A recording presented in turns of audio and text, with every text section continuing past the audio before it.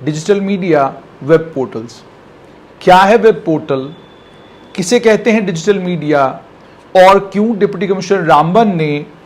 7 news पोर्टलों के ऊपर प्रतिबंध लगाया और अपने ऑर्डर में उन पोर्टल्स को लेकर कहा कि ये फेक न्यूज़ पोर्टल्स हैं, और इनके नाम भी मैं आपको पढ़ के सुनाऊंगा, जिन्हें हम नहीं बल्कि डिप्टी कमिश्नर रामबन अपने ऑर्डर में कह रहे हैं कि ये फेक न्यूज़ पोर्टल हैं। United news Urdu, V D news, news verse India,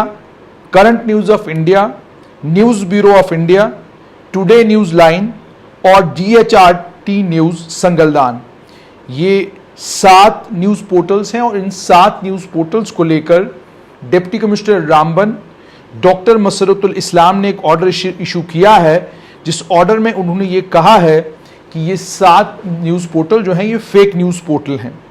अगर ऑर्डर की बात करें तो ऑर्डर में उन्होंने ये कहा है कि उनके पास बहुत सारी शिकायतें आम जनमानस की और सरकारी मुलाजमों की आई, जिन्होंने ये कहा कि कुछ न्यूज़ पोर्टल्स हैं जो उन्हें हरास कर रहे हैं डिस्ट्रिक्ट रामबन में, उनके पास प्रॉपर परमिशन नहीं है, ऑथेंटिकेशन कॉम्पिटेंट अथॉरिटी से नहीं है, और वो फेक न्यूज़ फैलाने का काम करते हैं और सरकार की छवि को ख़राब करने का काम करते हैं। उसके बाद वो कहते हैं जब उन्हें ये शिकायत मिली 23 मई 2022 को, उन्होंने सीनियर SSP रामबन को कहा कि आप इन न्यूज़ पोर्टल्स को आइडेंटिफाई करें कि कितने न्यूज़ पोर्टल हैं जो डिस्ट्रिक्ट रामबन में इस समय काम कर रहे हैं। डायरेक्ट इन्फॉर्मेशन और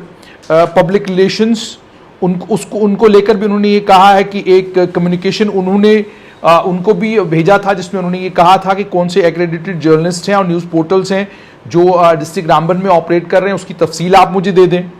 उसके बाद उन्होंने ये कहा कि 2 जून 2022 को SSP रामबन ने तमाम न्यूज़ पोर्टल्स की और जर्नलिस्टों की जो डिस्ट्रिक्ट रामबन में ऑपरेट करते हैं उनकी तफसीलात जो हैं वो डिप्टी कमिश्नर रामबन को सौंपी। उसके अलावा उन्होंने ये कहा कि सिर्फ इतना ही नहीं, डिप्टी कमिश्नर रामबन ने इस मामले को डायरेक्टर इन्फॉर्मेशन और पब्लिक रिलेशंस उनके साथ भी इस मामले को टेकअप किया, एक चिट्ठी उनको भी लिखी 4 जून 2022 को, और उन्हें ये कहा कि आप हमें एक्रेडिटेड और verified news portals, media organisations की तफसील दे दें, डिटेल दे दें, ताकि हमको ये पता चले कि डिस्ट्रिक्ट रामबन में कितने वेरीफाइड न्यूज़ पोर्टल्स हैं जो काम कर रहे हैं। उन्होंने उसके बाद ये कहा है कि डायरेक्टर इन्फॉर्मेशन ने जवाबन 9 जून 2022 को उन्हीं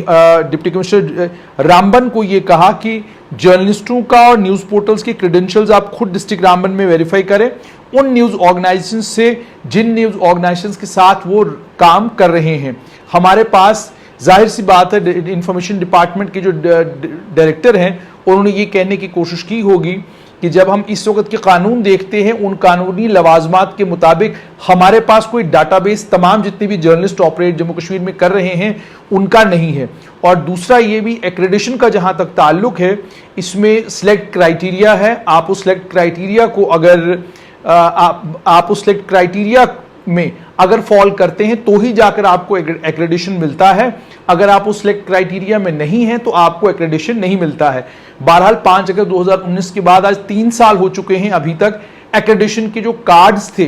वो कार्ड जो है दोबारा से तमाम एक्रेडिटेड जर्नलिस्टों को मिलने वाले थे, वो नहीं मिले। एक्रेडिशन कमेटी बनाई जानी थी, वो एक्रेडिशन कमेटी भी अभी तक नहीं बनी है। कौन लोग एक्रेडिटेड हैं आज के वक्त में और कौन नहीं है, इसकी एक लिस्ट जो है वो इंफॉर्मेशन डिपार्टमेंट की वेबसाइट के ऊपर पहले मौजूद थी, लेकिन आज वो लिस्ट भी वहां पर मौजूद नहीं है। जहां तक एक्रेडिटेड जर्नलिस्टों का ताल्लुक है, इस वक्त सूरत हाल ये है कि जो 5 अगस्त 2019 से पहले एक्रेडिटेड थे, जिन्हें कार्ड्स इशू किए गए थे 5 अगस्त 2019 से पहले, उन्हीं कार्डों को आज भी इंफॉर्मेशन डिपार्टमेंट जो है एक्सेप्ट करता है और उन्हीं कार्ड्स की बुनियाद पर इंफॉर्मेशन डिपार्टमेंट ये तय करता है कौन एक्रेडिटेड है कौन एक्रेडिटेड नहीं है। तो इसलिए पहली बात तो यहां पर ये समझना कि एक्रेडिशन का और जर्नलिस्टों का आपस में रिश्ता तो जरूर है, लेकिन ये जरूरी नहीं है कि तमाम जितने भी रिपोर्टर हैं, तमाम जितने भी जर्नलिस्ट हैं जो पेरिफेरल एरियाज में काम कर रहे हैं वो एक्रेडिटेड हों। तो ये तो पहली बात समझने की बहुत ज्यादा जरूरी। उसके बाद उन्होंने ये कहा कि डायरेक्टर इन्फॉर्मेशन जम्मू कश्मीर ने उन्हें डिस्ट्रिक्ट इन्फॉर्मेशन ऑफिसर रामबन को एक चिट्ठी लिखी 14 जून 2022 को, और उनसे उन्होंने ये कहा कि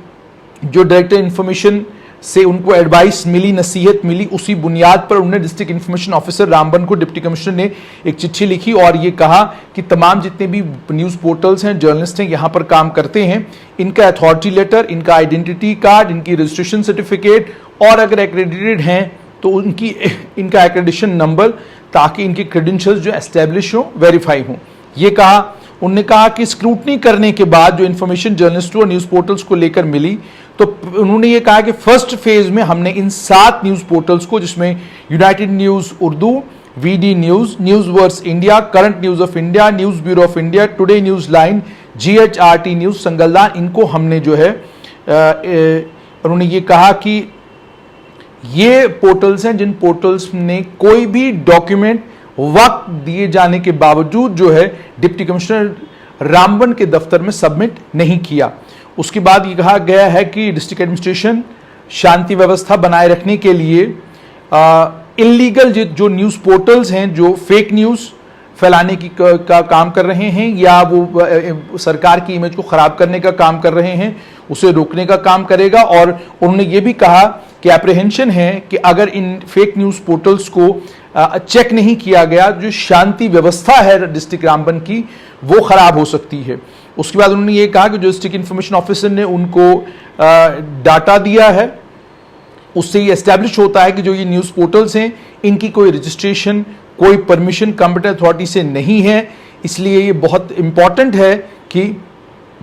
फेक न्यूज़ को रोकने के लिए इन फेक न्यूज़ पोर्टल्स जो इस डिस्ट्रिक्ट में हैं, इनको इन फेक न्यूज़ पोर्टल्स के ऑपरेशन पर प्रतिबंध लगाया जाए। तो सेक्शन 144 इम्पोज करते हुए उन्होंने कहा है ये कि उन्होंने बैन लगा दिया है इन 7 न्यूज़ पोर्टल्स के ऊपर, और ये भी साथ में कहा है कि कोई भी शख्स जो इस फेक न्यूज़ पोर्टल के साथ अगर एसोसिएटेड है, उसको लेकर ये कहा गया है कि उसे इमीडिएटली बुक किया जाए अगर वो डिस्ट्रिक्ट में फेक न्यूज़ फैलाने का काम करता नजर आया। एसएसपी रामबन को भी ये कहा गया है कि इस ऑर्डर को लिटर एंड स्पिरिट में जो है इंप्लीमेंट किया जाए। डिस्ट्रिक्ट इंफॉर्मेशन ऑफिसर को ये कहा गया है कि अगर और कोई फेक न्यूज़ पोर्टल इस तरीके से चलते हैं जिन्हें रिस्ट्रेन करने की या बैन करने की ज़रूरत है और स्क्रूटनी के बाद, तो वो भी, उस पर भी आप नज़र रखेंगे। तो ये 16 अगस्त 2022 को जो है ये ऑर्डर इशू किया गया है। अब जहां तक ये ऑर्डर इशू किया गया है, इसको लेकर 2 बातें बहुत अहम। पहली बात तो ये कि वेब पोर्टल क्या है। वेब पोर्टल फेसबुक का पेज नहीं है, वेब पोर्टल यूट्यूब का चैनल नहीं है, आपका वेब पोर्टल आपका ट्विटर के ऊपर आपका अकाउंट नहीं है। इसको पहले समझने की जरूरत है। आज सूरत हाल ये हो चुकी है कि आप एक फेसबुक का पेज बनाते हैं, उस फेसबुक के पेज को बनाने के बाद एक माइक बाजार से ले लेते हैं और उसके बाद आप जो है खबर करना शुरू कर देते हैं उस पेज के ऊपर। आप ये कतन नहीं सोचते कि क्या कानून क्या है इसके लिए। वेब पोर्टल का मतलब है वेबसाइट, जिस वेबसाइट के ऊपर आपकी खबरें आती हैं और जिस वेबसाइट के जरिए आप दुनिया तक खबर पहुंचाते हैं। वेब पोर्टल का कतई मतलब नहीं है कि फेसबुक का पेज, यूट्यूब का चैनल या ट्विटर का अकाउंट या इंस्टाग्राम का अकाउंट। आप सोशल मीडिया, ये सोशल मीडिया है, आप सोशल मीडिया का इस्तेमाल अपने वेब पोर्टल को, अपनी वेबसाइट को चलाने के लिए, अपनी वेबसाइट को लोगों के बीच में प्रचलित करने के लिए, उसको लोगों के बीच में मशहूर करने के लिए, ताकि दूर दूर तक लोग आपकी खबर पढ़ना शुरू करें, दूर दूर तक लोग आपको देखना शुरू करें। जो वीडियोस आप बनाते हैं, उन वीडियोस को बनाने का कानूनी ज़ाब्ता भी यही है कि आपके पास पहले आपका वेबसाइट होना चाहिए। उसके बाद दूसरी सबसे इंपॉर्टेंट चीज जो ministry of information and broadcasting ने मैंडेटरी कर रखा है, वो ये है कि आपकी अपनी एक ऑर्गेनाइजेशन, अपनी एक बॉडी होनी चाहिए। और सिर्फ इतना ही नहीं, उसके बाद आपकी एक रेगुलेटरी अथॉरिटी भी होनी चाहिए अपनी, जो रेगुलेटरी अथॉरिटी ये हक रखती हो। और आप सिर्फ इतना ही नहीं, जब आपने वेब पोर्टल बनाया, आपकी वेबसाइट तैयार हो गई, आपने एक बाज़ाब्ता एक शख्स को वहां पर आपको चिन्हित करना है, एक शख्स को वहां पर अपने बाज़ाब्ता अपॉइंट करना है जो शिकायत वसूल करने वाला आदमी होगा। यानी अगर आपकी खबरों से लोग दुखी हैं, परेशान हैं, सरकार को लगता है, लोगों को लगता है कि आप झूठ या झूठी और बेबुनियाद खबरें जो हैं वो चला रहे हैं, तो हक होना चाहिए लोगों को आप तक पहुंचने का। तो आपको बाज़ाब्ता एक ऑफिसर नॉमिनेट करना है, एक शख्स को ये काम सौंपना है कि कोई भी अगर शिकायत करेगा, शिकायत का नोटिस आप लेंगे।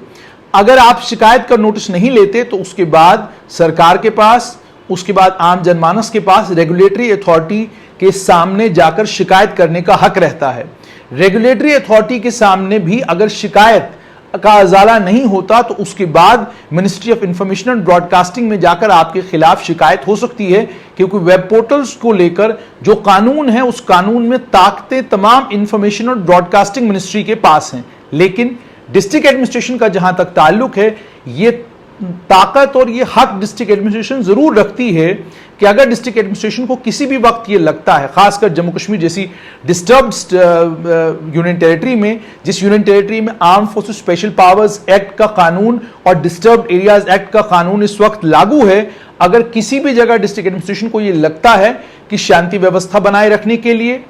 और शांति को सुनिश्चित करने के लिए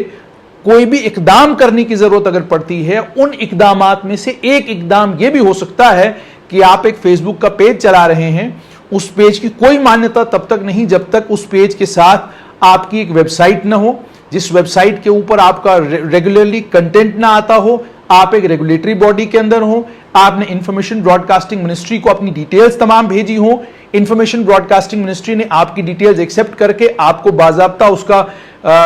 इंफॉर्मेशन ब्रॉडकास्टिंग मिनिस्ट्री ने वहां से आपको उसका कोई नोटिस भेजा हो, या मान लीजिए वहां से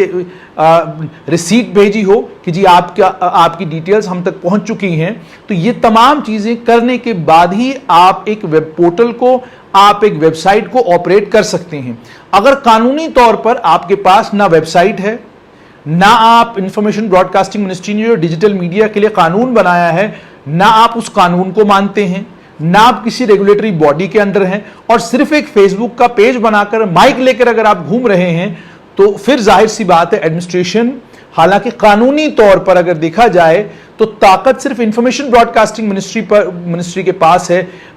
एक्शन लेने की, कानूनी तौर पर कोई भी इकदाम उठाने की। लेकिन जैसे मैंने आपको कहा, जम्मू कश्मीर एक डिस्टर्ब्ड स्टेट है, यहां पर डिस्टर्ब्ड एरियाज एक्ट लगभग सभी डिस्ट्रिक्टों में लगा हुआ है, arm force special powers act लगा हुआ है। उसके अलावा इन चीजों को ध्यान में रखते हुए कि पिछले दिनों एक पत्रकार आतंकवादी, पत्रकार एक कुख्यात और भयंकर आतंकवादी निकल आया, और उसके बाद पुलिस ने पड़ताल की और पुलिस ने तमाम चीजें पब्लिक के बीच में रखी। तो जहां पर यह अंदेशा सरकार को हो, जहां पर डिस्ट्रिक्ट एडमिनिस्ट्रेशन को यह अंदेशा हो कि भाई पत्रकार के रूप में एक आतंकवादी ऑपरेट कर सकता है, पत्रकार के रूप में एक आतंकवादी किसी भी लेवल तक जा सकता है, क्योंकि आप जानते हैं कि अनफिल्टर्ड एक्सेस है तमाम पत्रकारों को कि आप पुलिस की प्रेस कॉन्फ्रेंस में भी जाते हैं, जितनी वाइटल इंस्टॉलेशन है वहां पर भी आप पहुंचते हैं, आपको एक्सेस है, सब जगह आपको सरकार जो है मान्यता देती है, सरकार आपकी इज्जत करती है। तो इसका मतलब यह है कि यहां